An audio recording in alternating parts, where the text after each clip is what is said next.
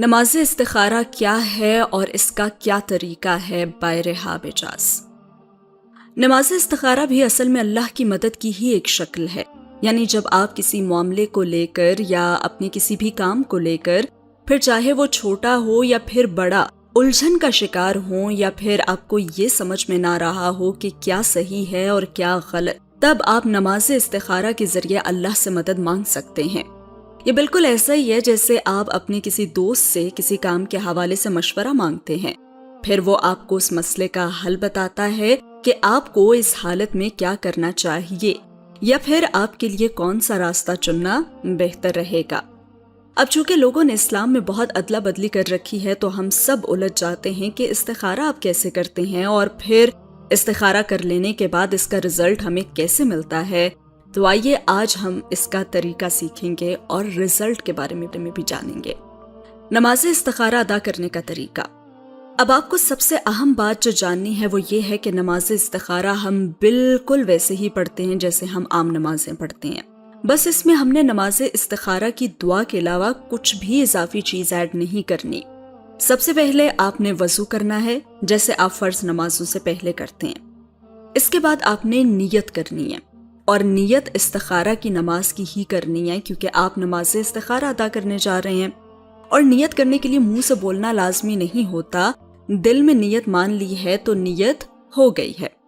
اس کے بعد آپ نے 2 رکعت نفل پڑھنے ہیں، بالکل ویسے جیسے فرض نماز میں پڑھتے ہیں۔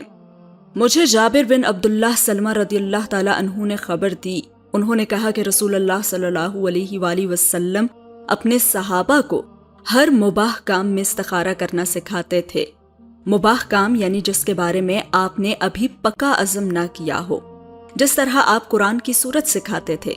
آپ صلی اللہ علیہ وآلہ وسلم فرماتے کہ جب تم میں سے کوئی کسی کام کا ارادہ کرے تو اسے چاہیے کہ فرض کے سوا 2 رکعت نفل نماز پڑھے۔ ریفرنس ہے صحیح بخاری 7390۔ اس کے بعد جو صورتیں آپ فرض نمازوں میں پڑھتے ہیں نا، وہی صورتیں آپ نے نماز استخارہ میں بھی پڑھنی ہیں، کچھ بھی زائد ایڈ کرنے کی آپ کو ضرورت نہیں ہے۔ اور پھر جب 2 رکعت نماز نفل پڑھ لیں تو دعا کریں، بالکل ویسے جیسے باقی فرض نمازوں میں آپ کرتے ہیں۔ اب یہاں فرق صرف اتنا ہے کہ آپ نے دعا میں سب سے پہلے استخارہ کی دعا پڑھنی ہے۔ جیسے کہ استخارہ کی دعا عربی میں ہوتی ہے تو آپ کو اگر یہ دعا زبانی نہیں آتی تو پھر آپ کسی بھی کاغذ پر لکھ کر رکھ لیں، یا پھر یہاں پہ ویڈیو میں آپ لوگوں کے ساتھ پوری دعا شیئر کر رہی ہوں، آپ اس کو بھی پڑھ سکتے ہیں۔ اور نماز پوری ادا کرنے کے بعد دعا کرتے وقت آپ نے استخارہ کی دعا اس کاغذ سے پڑھ لینی ہے، یا پھر یہاں سے بھی آپ پڑھ سکتے ہیں۔ حضرت جابر بن عبداللہ رضی اللہ تعالی عنہ کا بیان ہے کہ رسول اللہ صلی اللہ علیہ وآلہ وسلم ہمیں تمام کاموں میں استخارہ کرنے کی ایسے تعلیم دیتے جیسے قرآن کریم کی کسی سورت کی تعلیم دیتے۔ آپ صلی اللہ علیہ وآلہ وسلم فرماتے جب تم میں سے کوئی شخص کوئی کام کرنا چاہے تو فرض کے علاوہ 2 رکعت نماز پڑھے اور پھر یہ دعا پڑھے۔ اس کا ریفرنس ہے صحیح بخاری حدیث نمبر 1162۔ اللہم انی استخیرک بعلمک، اے اللہ بے شک میں تجھ سے تیرے علم کے ساتھ بھلائی طلب کرتا ہوں، واستقدرک بقدرتک، اور تجھ سے تیری قدرت کے ساتھ طاقت طلب کرتا ہوں، واسألک من فضلک العظیم، اور میں تجھ سے تیرے فضل عظیم کا سوال کرتا ہوں، فَإِنَّكَ تَقْدِرُ وَلَا أَقْدِرُ، کیونکہ تو قدرت رکھتا ہے اور میں قدرت نہیں رکھتا، وَتَعْلَمُ وَلَا أَعْلَمُ، تو جانتا ہے اور میں نہیں جانتا، وَأَنْتَ عَلَّامُ الْغُيُوبِ، اور تو غیبوں کو خوب جانتا ہے۔ اللہم ان کنت تعلم ان ھذا الامر، اگر تو جانتا ہے کہ بے شک یہ کام، اس کام کا نام لیں، خیر لی فی دینی و معاشی و عاقبتی امری، میرے لیے میرے دین، میرے معاش اور میرے انجام کار کے لحاظ سے بہتر ہے۔ اللہم ان کنت تعلم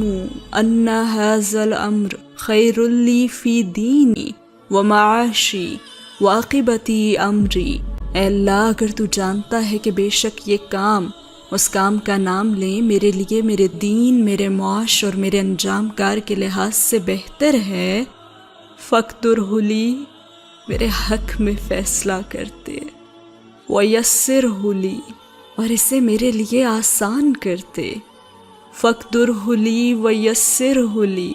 میرے حق میں فیصلہ کرتے اور اسے میرے لیے آسان کرتے،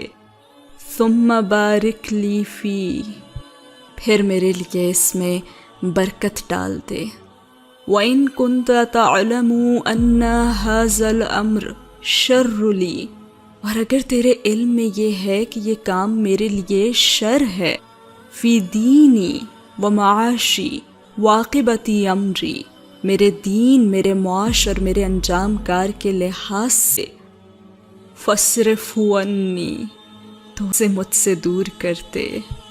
وَاصْرِفْنِی عَنْہُ، اور مجھے اس سے دور کرتے، وَاقْدُرْ لِیَ الْخَیْرَ حَیْثُ کَانَ، وَاقْدُرْ لِیَ الْخَیْرَ حَیْثُ کَانَ ثُمَّ أَرْضِنِی بِہِ، اور میرے لیے بھلائی کا فیصلہ کرتے جہاں بھی وہ ہو، اور پھر مجھے اس پر راضی کرتے، آمین ثم آمین۔ پھر استخارہ کی یہ دعا پڑھتے ہوئے آپ نے اس چیز کا نام ضرور لینا ہے جس کے لیے آپ استخارہ کر رہے ہیں، یا پھر اس چیز کے حوالے سے ذہن میں خیال ضرور رکھنا ہے جس کے لیے آپ اللہ سے مدد مانگ رہے ہیں۔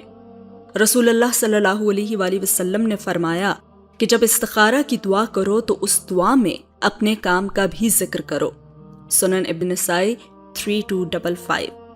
اب آپ کہاں پہ اس چیز کے بارے میں بات کریں گے؟ آپ اس چیز کا نام دعا کے اختتام میں بھی لے سکتے ہیں، لیکن سنت کے مطابق اس کا طریقہ یہ ہے کہ جب کوئی استخارہ کی دعا پڑھے تو پڑھتے جائیں، اور جہاں پہ آتا ہے ھذا الامر، یہاں اس چیز کا نام لینا ہے جس کے لیے آپ نے استخارہ کیا ہے۔ اب ہم آتے ہیں سب سے اہم بات کی طرف، اور وہ یہ ہے کہ استخارہ کا جواب کیسے آتا ہے۔ تو یہاں پہ رحاب آپی یہ لکھتی ہیں کہ بہت سارے لوگ یہ سوچتے ہیں نا کہ استخارہ کرنے کے بعد کوئی خواب آتا ہے، اللہ پاک آپ کو خواب میں جو ہے وہ کچھ دکھاتے ہیں یا اس طرح سے، تو وہ کہتی ہیں کہ ایسا کچھ بھی نہیں ہوتا، کیونکہ دیکھیں مستقبل کا جو علم ہے نا وہ اللہ کے سوا کسی کو نہیں ہے اور نہ ہی ہو سکتا ہے کسی کو۔ تو استخارہ بھی تو آپ اسی لیے کرتے ہیں نا تاکہ جو چیز آپ کے حق میں بہتر ہے وہ آپ کو دے دی جائے، اور جو چیز آپ کے حق میں بہتر نہیں ہے وہ آپ سے دور کر دی جائے۔ تو استخارہ کا جواب بھی آپ کو ایسے ہی دیا جاتا ہے، کوئی خواب نہیں، بلکہ جو چیز آپ کے لیے اچھی ہوتی ہے، جس کے لیے آپ دعا کر رہے ہوتے ہیں، اللہ پاک اس کے لیے آپ کے لیے آسانیاں فرما دیتا ہے یا وہ راستے کھول دیتا ہے اور وہ چیز آپ کو مل جاتی ہے۔ اور اگر وہ آپ کے حق میں نہیں نہ بہتر ہوگی تو پھر کوئی نہ کوئی رکاوٹ بن جائے گی، ٹھیک ہے، وہ چیز آپ سے دور کر دی جائے گی۔ تو جواب جو ہے وہ اس طرح سے ملتا ہے، خوابوں میں جواب نہیں ملتا۔ استخارے کا خواب سے یا آپ استخارہ کرنے کے بعد کیسا محسوس کرتے ہیں اس سے کوئی تعلق نہیں ہوتا، بس جو بہتر ہوتا ہے وہ ہو جاتا ہے، اور جو نہیں ہوتا وہ پھر نہیں ہوتا۔ تو یہ ہے استخارے کا جواب۔ اب اس کی مثال ہم اس حدیث سے لے سکتے ہیں۔ حضرت انس بن مالک رضی اللہ تعالی عنہ سے روایت ہے، انہوں نے فرمایا کہ جب نبی پاک صلی اللہ علیہ وآلہ وسلم وفات پا گئے، اس وقت مدینے میں ایک آدمی لاحد والی قبر بنایا کرتا تھا اور ایک آدمی سیدھی شک والی قبر بناتا تھا۔ صحابہ رضی اللہ تعالیٰ عنہ نے کہا کہ ہم اپنے رب سے استخارہ کرتے ہیں، یعنی بہتر چیز کی دعا کرتے ہیں اور دونوں کو بلا بھیجتے ہیں، جو پیچھے رہ گیا اسے چھوڑ دیں گے اور جو پہلے آ گیا وہ اپنے طریقے پر قبر تیار کر دے گا۔ چنانچہ ان دونوں کو پیغام بھیجا گیا تو لاحد بنانے والا پہلے آ گیا۔ چنانچہ صحابہ رضی اللہ تعالیٰ عنہ نے نبی پاک صلی اللہ علیہ وآلہ وسلم کے لیے بغلی قبر تیار کروائی۔ اس کا ریفرنس ہے، یہ ابن ماجہ کی حدیث نمبر 1557 ہے۔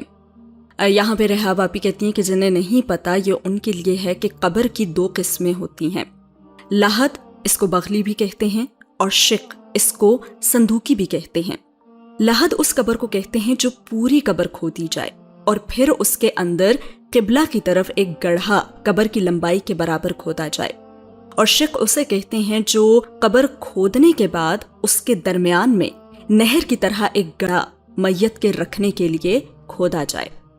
تو یہاں پہ آپ دیکھ سکتے ہیں کہ صحابہ کرام نے استخارہ کرنے کے بعد کسی خواب کا انتظار نہیں کیا اور نہ ہی اس بات پر معاملہ چھوڑا کہ ہماری فیلنگز کیا کہہ رہی ہیں، بلکہ انہوں نے اپنے رب پہ فیصلہ چھوڑ دیا کہ جو بہتر ہوگا وہ مل جائے گا اور جو نہیں ہوگا وہ نہیں ملے گا۔ اور دیکھیں اللہ نے وہی کیا جو بہتر تھا۔ اب ایک اور سوال آتا ہے کہ استخارہ کس وقت کرنا چاہیے؟ استخارہ یوں تو آپ کسی بھی وقت کر سکتے ہیں، لیکن رسول اللہ صلی اللہ علیہ وآلہ وسلم نے فرض نماز کے بعد استخارہ کرنے کا حکم دیا، تو بہتر اور افضل یہی ہے کہ آپ فرض نماز کے بعد استخارہ کریں۔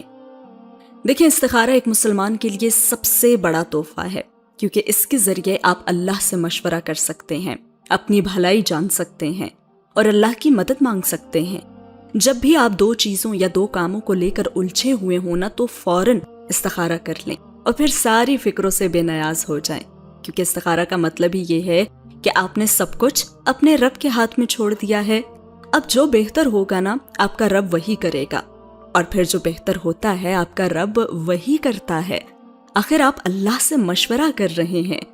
تو استخارہ کرنے کے بعد پریشان نہیں ہونا چاہیے، کیونکہ استخارہ کرنے کے بعد جو بھی آتا ہے وہ آپ کے حق میں بہتر ہوتا ہے۔ جو انسان اللہ سے مشورہ مانگتا ہے اسے مشورہ بھی ملتا ہے اور اللہ کی مدد بھی۔ تو آئی ہوپ کہ آپ لوگوں کا استخارہ سے ریلیٹڈ جو بھی تھوڑے سوالات ہیں یا کنفیوژنس ہیں مائنڈ میں، وہ دور ہو چکی ہوں گی۔ کیسی لگی آج کی ویڈیو ضرور بتائے گا کامنٹ سیکشن میں، اور اپنے دوستوں کے ساتھ اپنی فیملی میں اس ویڈیو کو شیئر کرنا ہرگز نہ بھولیے گا، تاکہ باقی سب لوگوں کو بھی اس بارے میں پتہ چل سکے۔ جزاک اللہ، اللہ حافظ۔